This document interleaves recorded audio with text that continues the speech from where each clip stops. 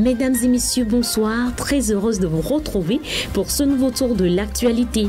Au sommaire de cette édition politique, cette année 2024, les Togolais l'ont débuté sans l'allocution du chef de l'État, ce qui rompt avec la tradition des vœux à la nation qui dresse habituellement le bilan de l'année écoulée et les projections de la nouvelle année.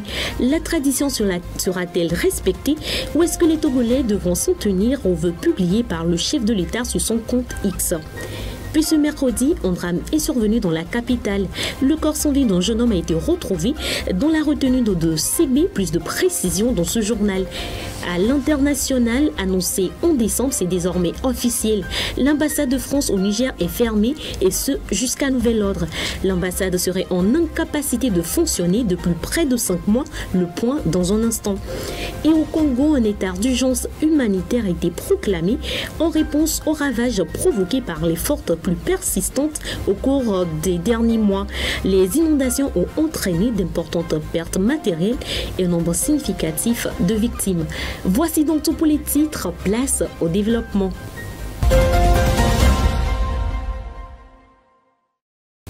Rebonsoir à tous. Les vœux à la nation, une tradition respectée par les chefs d'État à chaque début d'année, sert à dresser le bilan des réalisations et les défis de l'année écoulée et les projections pour la nouvelle année. Cependant, contrairement à la coutume, les Togolais ont commencé la nouvelle année sans recevoir d'allocution du chef de l'État et ce jusqu'à ce jour. À l'entame de cette année nouvelle, je forme pour chacun de vous des vœux de santé, de bonheur, de paix et de progrès. C'est en ces termes que le chef de l'État Faure Gnassingbé a souhaité une bonne et heureuse année 2024 à tous ses compatriotes sur ses comptes réseaux sociaux en lieu et place d'une adresse à la nation. En effet, beaucoup s'attendaient voir le président Faure Gnassingbé s'adresser au peuple sur les prochaines orientations du gouvernement dans les domaines politiques, économiques et sociaux, surtout que la situation de la vie chère ne cesse d'impacter le quotidien des Togolais. Rappelons que l'une des rares occasions pour le chef de l'État de se prononcer sur l'état de la nation reste la fête de l'indépendance. Sous d'autres cieux, l'adresse à la nation se fait plusieurs fois dans l'année, notamment les messages de vœux à la nation au seuil d'une nouvelle année, les messages sur l'état de la nation à l'Assemblée nationale, sans oublier les messages marquant la commémoration des fêtes de l'indépendance. Ces occasions sont rares au Togo et les citoyens se posent des questions. Par ailleurs, la tradition a été respectée dans plusieurs pays africains, du Burkina Faso au Gabon, en passant par la Côte d'Ivoire et le Mali. Un mort retrouvé dans la retenue d'eau de Ségbé ce mercredi. Le corps sans vie d'un jeune homme d'une vingtaine d'années a été découvert aux alentours de 6 heures. Une bagarre aurait été à l'origine du drame. Plus de précisions avec Kofi Kliké. Un jeune homme, la vingtaine révolue, est retrouvé mort ce mercredi matin dans le bassin de rétention d'eau de Ségbé. Selon les premières informations reçues sur place, 2 groupes de jeunes sont rentrés en conflit depuis le siège d'une foire qui se déroulait non loin de là. Même si on ignore les causes du conflit, c'est quand même lui qui a poussé ces 2 groupes à en venir aux mains. Et dans cette bagarre, un groupe, s'étant retrouvé incapable de faire face à son adversaire, a décidé de fuir. Et c'est dans cette fuite que l'un d'entre eux est tombé dans la retenue d'eau.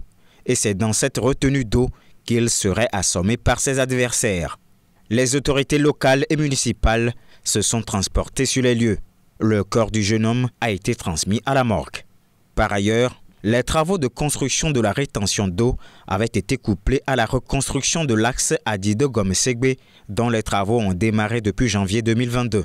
Pour le moment, les travaux ne sont pas encore finis et la population est appelée à plus de vigilance de jour comme de nuit, surtout que la zone de la rétention d'eau n'est pas encore électrifiée et le bassin n'est pas encore clôturé.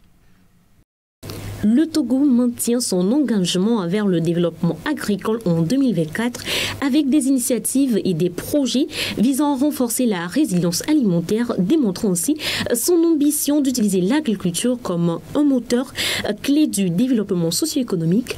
Plus de détails avec Harold Messan-Atto.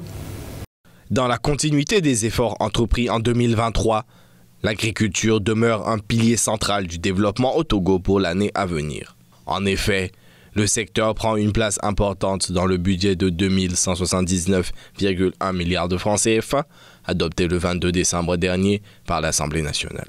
L'une des initiatives phares consiste à poursuivre le programme des zones d'aménagement agricole prioritaires ZAP. Actuellement, 222 ZAP sont opérationnels, couvrant une superficie de 32 230 hectares à travers le pays. Des projets tels que l'agropole de Kara, avec ses 38 ZAP en cours d'aménagement, démontrent l'engagement continu envers le développement agricole pour l'année 2024. Parallèlement, des actions sont prévues pour mettre en œuvre des programmes de résilience alimentaire au Togo et dans la région du Sahel. Afin de renforcer le soutien aux agriculteurs, les projets incluent la construction de nouveaux centres de formation agricole et des initiatives visant à promouvoir, transformer et commercialiser les produits agroalimentaires. Le Togo envisage également la mise en place d'un programme régional d'intégration des marchés agricoles, PRIMA, le développement de l'irrigation et la création de centres de transformation agricole. En résumé, le Togo ambitionne de faire de l'agriculture un moteur du développement socio-économique du pays en stimulant la croissance, la création d'emplois, tout en améliorant la productivité et les rendements du secteur pour l'année 2024. À l'international, le 30 décembre 2023, la CEDEAO a émis un communiqué exprimant ses inquiétudes quant à la situation au Burkina Faso, appelant à la libération immédiate des personnes réquisitionnées. En réponse à ce communiqué, le gouvernement burkinabé a exprimé sa déception face à cette évaluation qu'il qualifie d'infondée, assurant prendre toutes les mesures nécessaires pour garantir la sécurité des citoyens et réaffirmant son engagement envers le processus démocratique. Le gouvernement burkinabé a réagi mardi à un communiqué de la Commission de la Communauté économique des États de l'Afrique de l'Ouest, la CEDEAO, datant du 30 décembre 2023.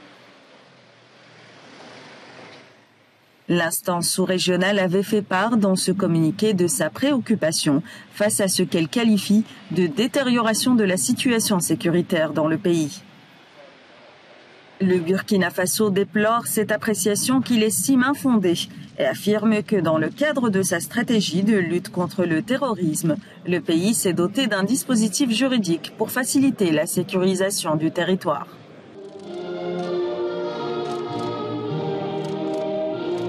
La CEDEAO prête également aux autorités de la transition des dérives libertricides et évoque l'interpellation et la détention de personnalités politiques de la société civile par les autorités de la transition. Au Niger, la fermeture de l'ambassade de France préalablement annoncée est confirmée, et ce jusqu'à nouvel ordre. Cette décision intervient dans un contexte de relations tendues entre Paris et Niamey depuis le coup d'État du 26 juillet dernier. Le ministre français des Affaires étrangères a déclaré que les activités de l'ambassade seront maintenues depuis Paris. C'est désormais officiel, l'ambassade de France au Niger est fermée jusqu'à nouvel ordre. Ce sont les termes du communiqué publié mardi par le Quai d'Orsay.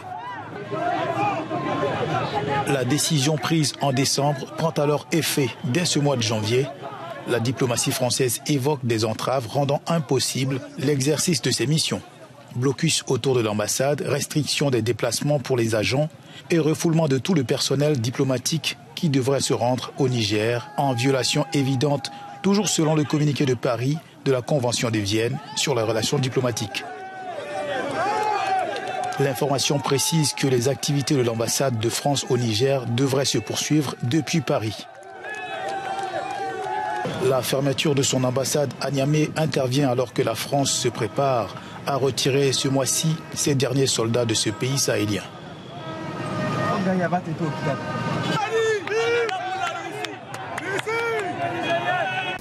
Toujours au Niger, la fermeture du dit ambassade a suscité bon nombre de réactions au sein de la population. Regardons plutôt.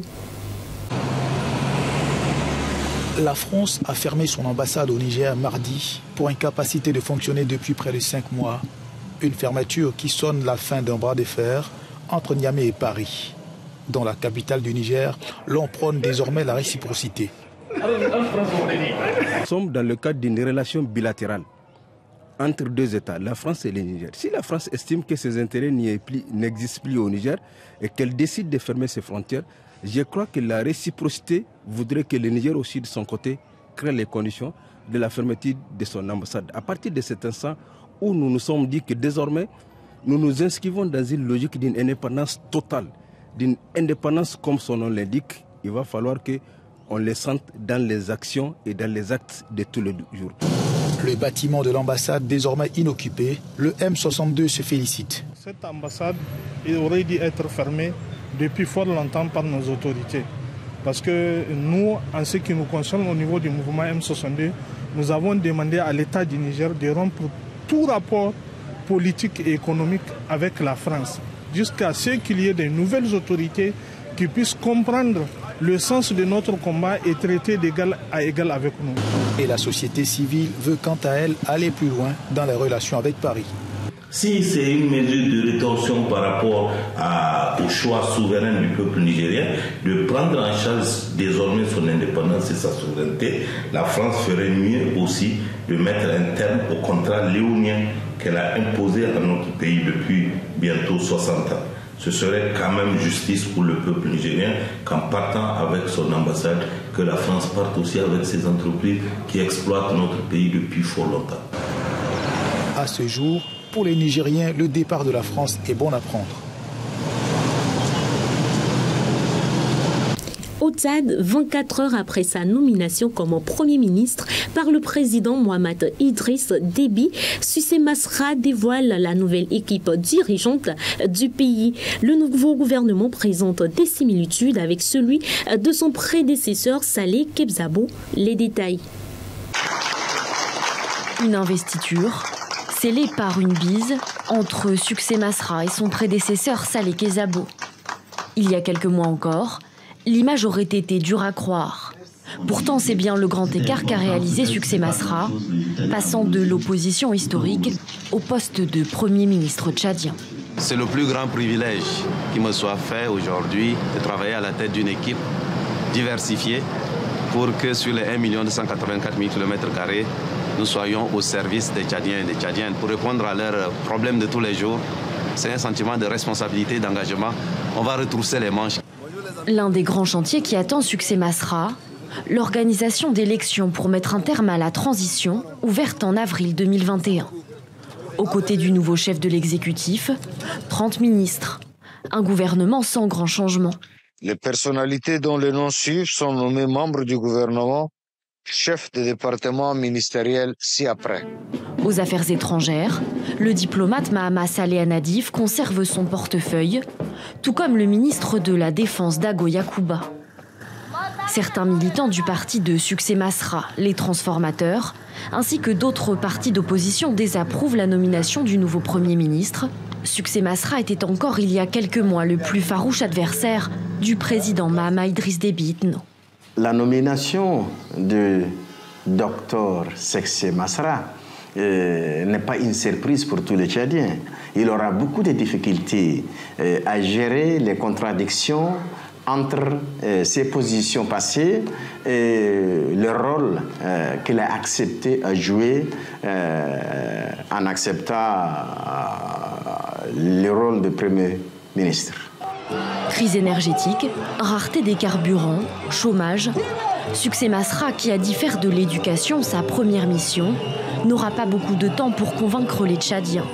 Il a jusqu'à octobre 2024 pour organiser de nouvelles élections présidentielles pour lesquelles il se portera candidat. Au Congo, face aux inondations causées par les pluies torrentielles qui s'abattent sur le pays depuis plus de mois, un état d'urgence humanitaire a été annoncé. Une mesure qui permettrait de mobiliser des ressources pour faire face à la situation critique. Reportage.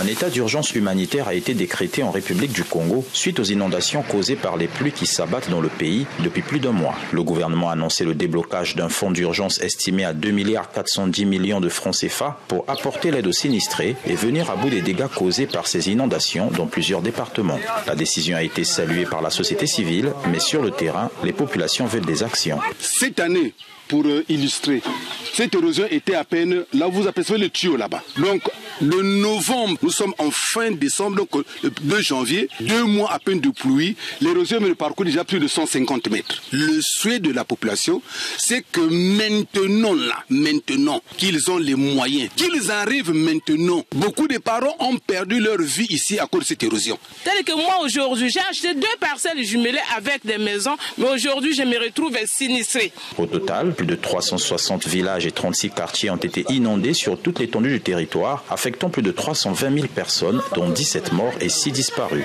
L'ampleur du phénomène inquiète les urbanistes, qui en appellent à la responsabilité collective. Ces problèmes, nous les avons croisés, nous qui avons fait les plans directeurs de villes de Brazzaville et de Pointe-Noire. Je vous rappelle, c'est aux années 80, donc cela remonte à 40 ans. Tous ces problèmes étaient prévus, on avait dit, si on occupe dans l'anarchie, on va assister à ces phénomènes. Nous avions recommandé à l'époque que ces zones soient préservées en espace naturel, et voilà qu'aujourd'hui, 2 milliards pour aider les populations, oui, mais le phénomène lui-même, il a atteint une ampleur qui demande 10 fois, 20 fois plus, tel que, pas seulement des milliards, mais également une conscientisation des populations qui se mettent en danger. Ici, les populations se débrouillent comme elles peuvent pour limiter les risques d'éboulement, d'autant plus que les pluies ne sont pas près de s'arrêter les mois qui suivent, selon les météorologues. Plus que jamais, la situation est donc urgente et les pluies n'attendent pas. L'Afrique du Sud a été remerciée par le Hamas pour avoir engagé des actions judiciaires contre Israël. L'Afrique du Sud a accusé Israël de violer la Convention sur la prévention et la répression du génocide. Reportage. Le chef suprême du Hamas, Ismaël Haniyeh, a remercié l'Afrique du Sud mardi pour avoir déposé une plainte contre Israël devant la Cour internationale de justice pour génocide contre les Palestiniens à Gaza.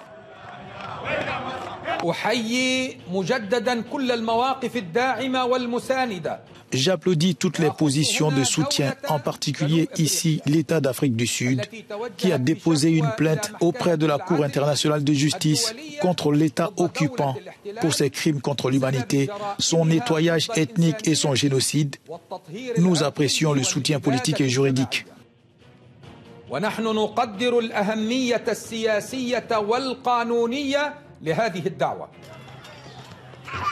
Un discours télévisé que Ismaël Haniyeh a choisi pour évoquer la sortie de crise proposée par l'Égypte et le Qatar en fin décembre 2023. Cette agression cessera sous le coup de la résistance et de la fermeté de notre peuple. Et l'occupant n'a d'autre choix que de répondre à la volonté de notre peuple. Je voudrais souligner ici qu'à la lumière des initiatives et des offres reçues à la direction du mouvement par l'intermédiaire de ses frères en Égypte et au Qatar, après avoir étudié ses idées de manière positive, le mouvement a présenté sa position et sa vision au Qatar et à l'Égypte, basée sur une cessation globale de l'agression contre notre peuple, leur soulagement et la réponse à leurs demandes légitimes et justes.